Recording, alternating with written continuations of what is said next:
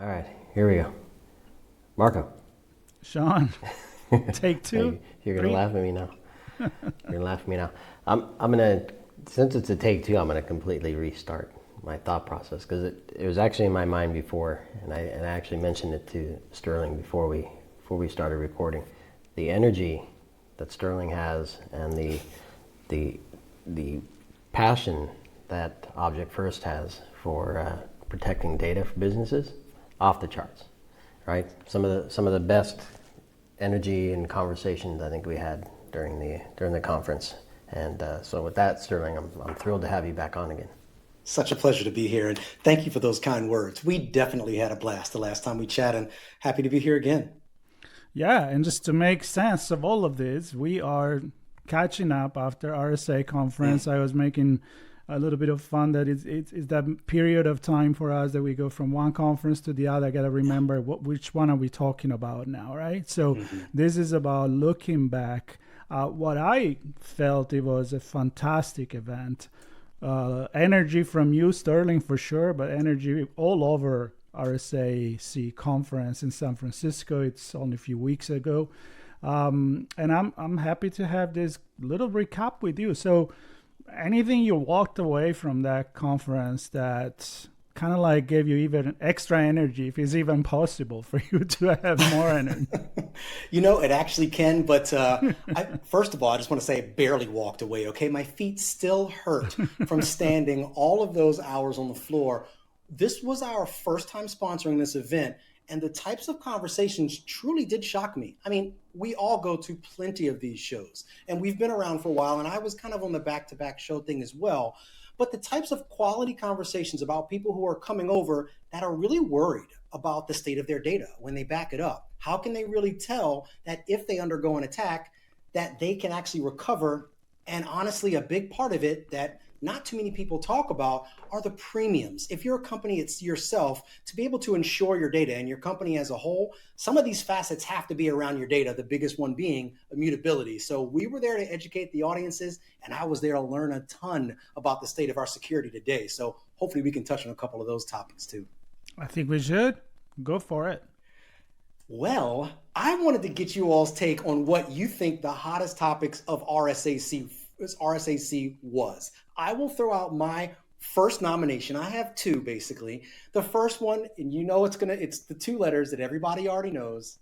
It's AI. But hear me out. It's agentic AI. The type of AI that can basically take an instruction set and learn to make decisions. While it seems to be something that can really put out a lot of fires before we even know it, really help us in a lot of ways in preparedness, it can also be a bit of a double-edged sword, can it? I mean, if the nefarious forces get a hold of that, not only can they take things down quicker, but that's a lot harder to fight. Yeah, certainly agentic AI. Even leading up to the conference, I'd seen a lot on. I spend too much time probably on LinkedIn, but anyway, there's a lot on LinkedIn leading up to. I've had a few conversations, and yeah, I think there's a lot still to be done with transforming business processes and business workflows, and I think agentic AI is going to really push things forward there. And I think another thing that I often talk about is kind of transforming security. I think general business transformation has gotten a lot of attention, and now we have a chance to really transform security, and I think agentic AI for that. And of course, when we're talking about data and protecting data, agentic AI can help, and it also can put data in places and collect data and access data in places that you may not be ready for in some cases, right? Yeah, indeed. Yep. I think overall, and to connect with this, and I'm going to throw it back at you, Sterling, it's this proactive mentality that the industry is really trying to push, right? Instead of the scare, the fear factor, we are at the point that we know bad things can happen, and we need to do everything we can to be prepared for it. And I think that is at the core of what you guys do for sure. And did you get that pulse as well? Like people coming and be like, yeah, I know I need to do something about it before it happens. Yeah, and I believe I even mentioned this a little bit when we were talking on our pre-call, but just what I suspected and what I saw the year before has now advanced. And I think even one of the themes of RSAC was many voices, one community type of thing, where we're taking a lot of these they're sort of edge solutions or point solutions and really bringing some sort of cohesiveness to it. Our part of it, immutable data that sits on a zero access appliance, is one part of a larger picture. You still need to have the same set of circumstances when you back your data up. You need to make sure it's encrypted. You need to make sure you have several copies of it. But when that last line of defense is what you need, that's what Object First does. We play a very crucial part, but just a singular part of an overall security picture, for sure. So I have to ask. I mean, certainly a memorable word for me. That's not a word. It's an acronym. UTB. I don't know how many times we said it, but it stuck in my mind. I'm wondering what kind of feedback you got from people hearing that word, and then more importantly, the spell out of the acronym and what it means to them for their business.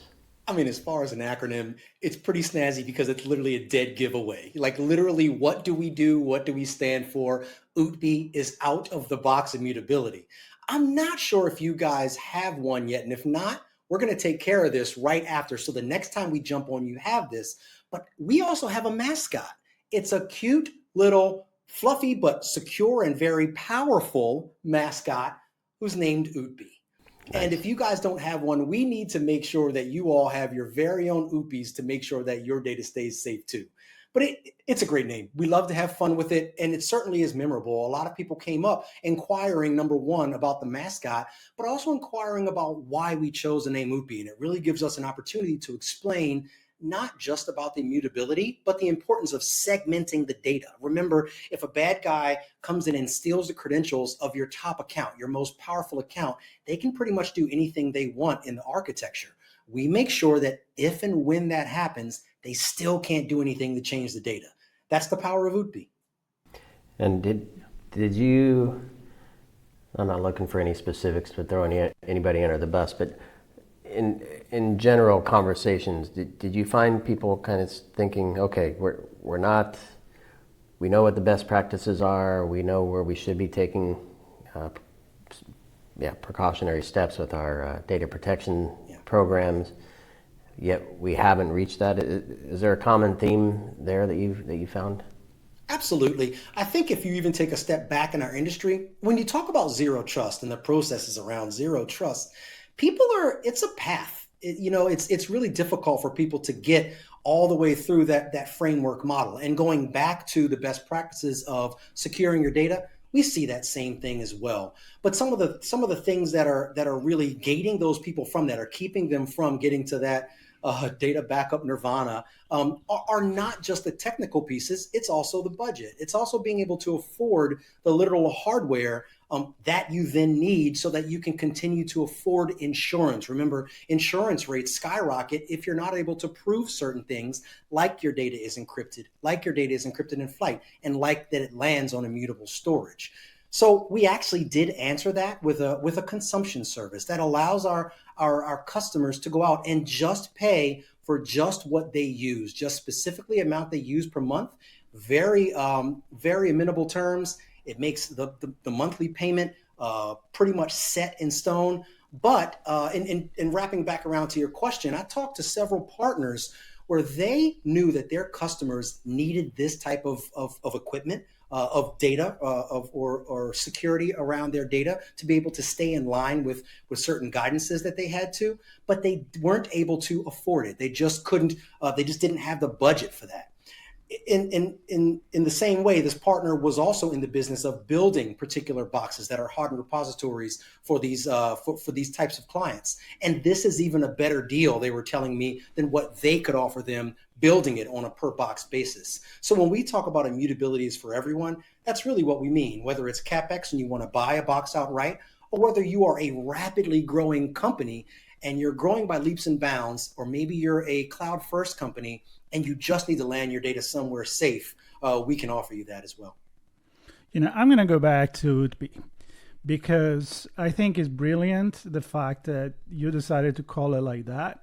There is already a story, but I'm a Star Wars fan, and I know we talked about that the first time it came out.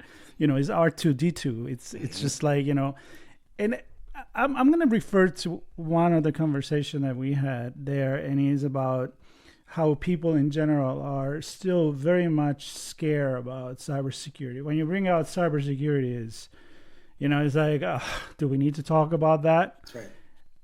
We need to do it in a way that, a friend of mine, Jason, he talked about bringing it as a Kit Kat. Like everybody loved Kit Kats. It's kind of like the cybersecurity is a Kit Kat. Yeah. And kind of change the conversation and make it more friendly, more easy to implement, easy to use, and maybe a little bit more pleasant. That is not just this monster. So from a branding perspective, I got to give you that the mascot and the name and what it does.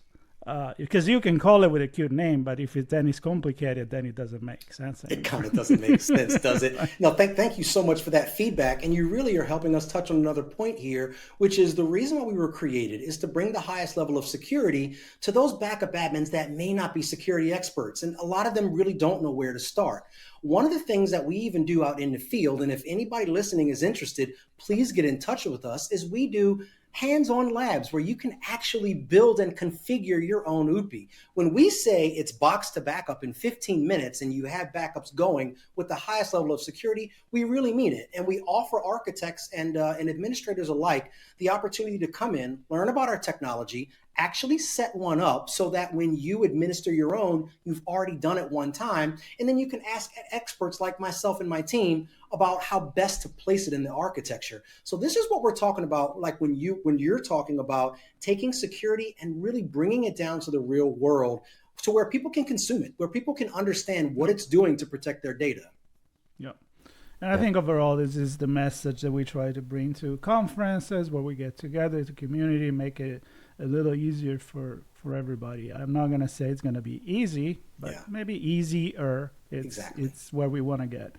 I'm gonna make one more point before you close, because I'm gonna encourage everybody to listen to our. What's that? One more question. It's actually a statement, because no more questions for me. It's a statement because setting it up can be difficult, not when you're working with Sterling and his team. It's the other side of the coin. Also has to be easy, and you have to know that you can trust that you can recover quickly and accurately with integrity. And so we touched on that in our on locations. I'm not going to repeat that whole conversation, but I want folks to go listen to that one, because to me that's a key point as well. So 15 minutes to get it up and running, but you also have to trust that you're going to be able to recover on the other side if something bad happens. So well said, Sean. Yeah. Absolutely. And wherever people are viewing or listening to this, right next to it, we're going to actually leave that conversation that we had on location with you on those comfy chairs over there. And I hope we're going to keep learning in the future about what Object First is doing. I think he's doing something amazing, and we're going to keep going around on conferences, and I'm sure before or later we're going to run into each other again, and we're going to keep having this fantastic conversation. I really hope so. We'll be back out on the road as well. I'm sure we'll cross paths again soon. We have some pretty exciting announcements coming out the later half of this year, so I'd love to be back on and spend some more time with you all then. Looking forward to you're very welcome. Very welcome, Sterling. We'll take that energy anytime we can get it, and of course the story and the solution are important as well. But you're a treat to chat with, and hopefully everybody had some fun listening to this. And please do connect with Sterling and the Object First team, and take those steps to get set up and be prepared for something that may or may not happen, but at least be prepared for it. Indeed. So, thanks everybody for listening, watching. Please do subscribe and share with your friends and enemies, and we'll see everybody on the next On Location with Sean and Marco.